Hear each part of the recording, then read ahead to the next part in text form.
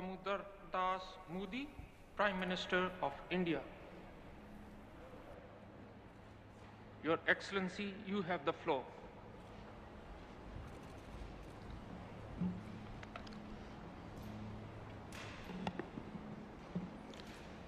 Friends,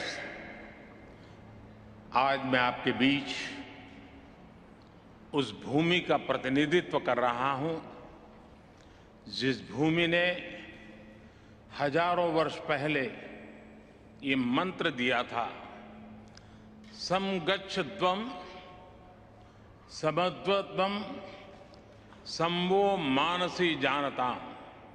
आज 21वीं सदी में ये मंत्र और ज्यादा महत्वपूर्ण हो गया है, प्रासंगिक हो गया है। समगच्छध्वं यानी सभी साथ मिलकर चले, संबद्धम यानी सभी मिलजुल कर आपस में संवाद करें, और समो मनानस्य जानताम यानी सभी के मन भी आपस में मिले रहें। फ्रेंड्स, जब मैं पहली बार क्लाइमेट समिट में पेरिस आया था तब मेरा यह इरादा नहीं था कि दुनिया में हो रहे अनेक वायदों में एक वायदा अपना भी जोड़ दूं। मैं पूरी मानवता के लिए एक चिंता के साथ आया था। मैं उस संस्कृति के प्रतिनिधि के रूप में आया था जिसने सर्वे भवन्तु सुखिनः अर्थात सभी सुखी रहे का संदेश दिया है। और इसलिए मेरे लिए पेरिस में हुआ आयोजन एक समिट नहीं, सेंटिमेंट था, एक कमिटमेंट था। और भारत वो वायदे विश्व से नहीं कर रहा था, बल्कि वो वायदे 125 करोड़ भारतवासी अपने आप से कर रहे थे।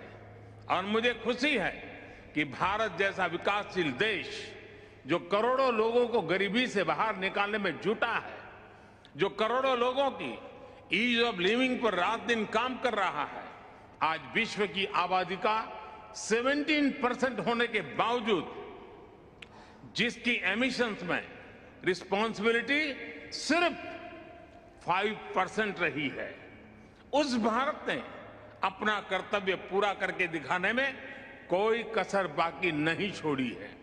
आज पूरा विश्व मानता है कि भारत एकमात्र बड़ी अर्थव्यवस्था है जिसने पेरिस कमिटमेंट पर लेटर एंड स्पिरिट में डिलीवर किया है। हम संकल्पबद्ध होकर हर संभव एफर्ट्स कर रहे हैं, परिश्रम कर रहे हैं और परिणाम लाकर दिखा रहे हैं। फ्रेंड्स, आज जब मैं आपके बीच आया हूं तो भारत के ट्रैक रिकॉर्ड को भी लेकर के आया हूं। मेरी बातें सिर्फ शब्द नहीं हैं, ये भावी पीढ़ी के उज्जवल भविष्य का जयघोष है। आज Bharat installed renewable energy capacity में विश्व में चौथे नंबर पर है। बीते 7 वर्षों में भारत की नॉन फॉसिल फ्यूल एनर्जी में 25% से ज्यादा की वृद्धि हुई है, और अब ये हमारे एनर्जी मिक्स का 40% पहुंच गया है। फ्रेंड्स, विश्व की पूरी आबादी से भी अधिक यात्री भारतीय रेल से हर वर्ष यात्रा करते हैं। इस विशाल रेलवे सिस्टम ने अपने आप को 2030 तक नेट जीरो बनाने का लक्ष्य रखा है। अकेली इस पहल से सालाना 60 मिलियन टन एमिशन की कमी होगी। इसी प्रकार हमारे विशाल एलईडी बल्ब अभियान से सालाना 40 मिलियन टन एमिशन कम हो रहा है। आज भारत दृढ़ इच्छा शक्ति के साथ ऐसे कई सारे इनिशिएटिव्स पर तेजी से काम कर रहा है। इसके साथ ही भारत ने अंतर्राष्ट्रीय स्तर पर दुनिया का सहयोग करने के लिए इंस्टीट्यूशनल सॉल्यूशन भी दिए हैं। सोलर पावर में एक क्रांतिकारी कदम के रूप में हमने इंटरनेशनल सोलर अलायंस की पहल की। क्लाइमेट एडप्शन के लिए हमने coalition for disaster resilient infrastructure का निर्माण किया है। ये करोड़ों जिंदगियों को बचाने के लिए एक संवेदनशील और महत्वपूर्ण पहल है। फ्रेंड्स, मैं एक और महत्वपूर्ण विषय पर आप सभी का ध्यान केंद्रित करना चाहता हूं। आज विश्व मान रहा है कि क्लाइमेट चेंज में लाइफस्टाइल की एक बहुत बड़ी भूमिका है। मैं आज आपके सामने एक वन वर्ड मूवमेंट का प्रस्ताव रखता हूं। वन वर्ड एक शब्द क्लाइमेट के संदर्भ में वन वर्ल्ड एक विश्व का मूल आधार बन सकता है, अधिष्ठान बन सकता है। ये एक शब्द है लाइफ, LIFE, यानी लाइफस्टाइल फॉर एनवायरमेंट। आज जरूरत है कि हम सभी लोग एक साथ आकर कलेक्टिव पार्टिसिपेशन के साथ लाइफस्टाइल फॉर एनवायरमेंट यानी लाइफ को एक अभियान की तरह आगे बढ़ाएं। ये एनवायरमेंटल कॉन्शियस लाइफस्टाइल का एक मास मूवमेंट बन सकता है। आज आवश्यकता है माइंडलेस और डिस्ट्रक्टिव कंजम्पशन के बजाय माइंडफुल और डेलिबरेट यूटिलाइजेशन की। ये मूवमेंट एक साथ मिलकर ऐसे लक्ष्य तय कर सकता है जो डाइवर्स एरिया जैसे fishing, agriculture, wellness, dietary choices, housing, packaging, hospitality, tourism, clothing, fashion, water management और एनर्जी जैसे अनेक सेक्टर्स में एक क्रांतिकारी बदलाव ला सकता है। ये ऐसे विषय हैं जहां हम में से प्रत्येक को हर रोज कॉन्शियस चॉइस करनी होगी। पूरी दुनिया में करोड़ों अरबों लोगों के हर रोज की ये चॉइसेस क्लाइमेट चेंज के खिलाफ लड़ाई को हर दिन बिलियन स्टेप्स आगे ले जाएगी। और मैं इस आर्थिक आधार पर, वैज्ञानिक आधार पर, बीती शताब्दी के अनुभवों के आधार पर हर कसौटी पर खरा उतरने का मूवमेंट मानता हूं।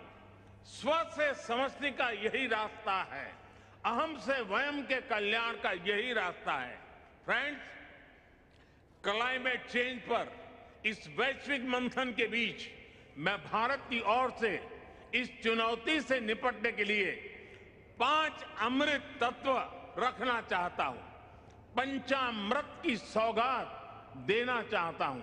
पहला, भारत 2030 तक अपनी नॉन फोसिल एनर्जी कैपेसिटी को 500 गीगावाट तक पहुंचाएगा।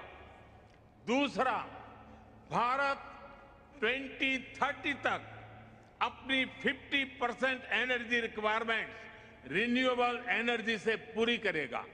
तीसरा, भारत अब से लेकर 2030 तक के कुल प्रोजेक्टेड कार्बन एमिशन में 1 बिलियन टन की कमी करेगा। चौथा, 2030 तक भारत अपनी अर्थव्यवस्था की कार्बन इंटेंसिटी को 45% से भी कम करेगा। और पांचवा, वर्ष 2070 तक भारत नेट जीरो का लक्ष्य हासिल करेगा। ये पंचामृत क्लाइमेट एक्शन में भारत का एक अभूतपूर्व योगदान होंगे। फ्रेंड्स, ये सच्चाई हम सभी जानते हैं कि क्लाइमेट फाइनेंस को लेकर आज तक किए गए वायदे खोखले ही साबित हुए हैं। जब हम सभी क्लाइमेट एक्शन पर अपने एम्बिशन बढ़ा रहे हैं, तब क्लाइमेट फाइनेंस पर विश्व के एम्बिशन वहीं नहीं रह सकते जो पेरिस एग्रीमेंट के समय थे।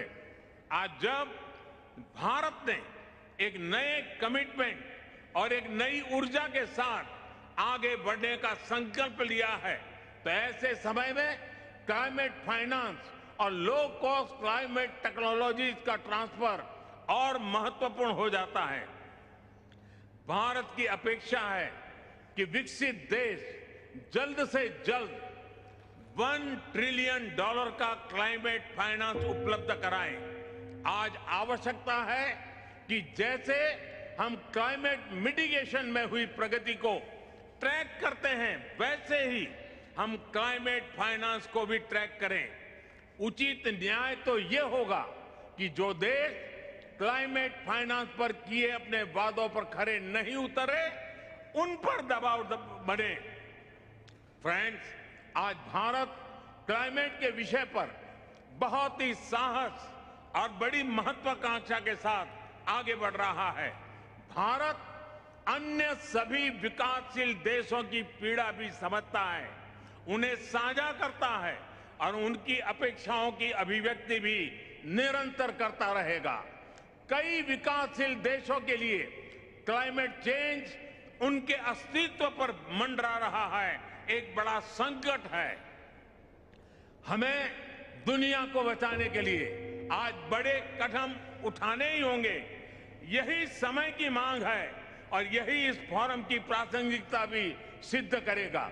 मुझे विश्वास है कि ग्लासगो में लिए गए निर्णय हमारी भावी पीढ़ियों का भविष्य बचाएंगे और सुरक्षित और समृद्ध जीवन का उपहार देंगे। अध्यक्ष जी, मैंने समय अधिक लिया, आपसे मैं क्षमा चाहता हूं, लेकिन विकासशील देशों की आवाज उठाना ये मैं अपना कर्तव्य मानता हूं, इसलिए मैंने उस पर भी बल दिया है। मैं फिर एक बार आपका बहुत बहुत धन्यवाद करता हूं।